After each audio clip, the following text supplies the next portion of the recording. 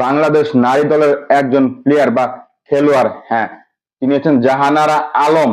তিনি একটি অভিযোগ বা গুরুতর অভিযোগ জানায় বা অভিযোগ করে নিগার সুলতানা জ্যোতি, বাংলাদেশের যে কারেন্ট ক্যাপ্টেন, হ্যাঁ, তার বিপক্ষে। তিনি বলেন যে বাংলাদেশের যে কারেন্ট ক্যাপ্টেন, তিনি বিশ্বকাপে প্লেয়ারদের জাস্ট অপমান কিংবা বলেছে তাদের সাথে ভালো ব্যবহার করেনি।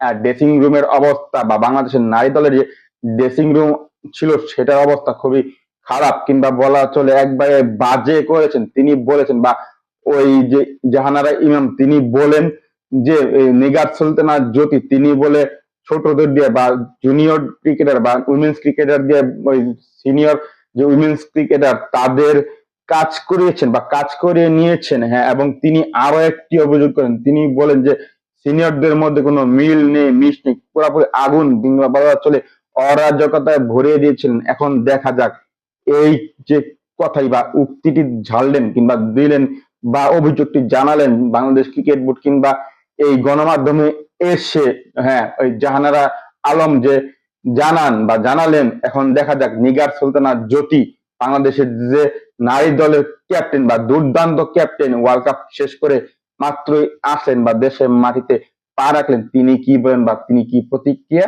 জানান।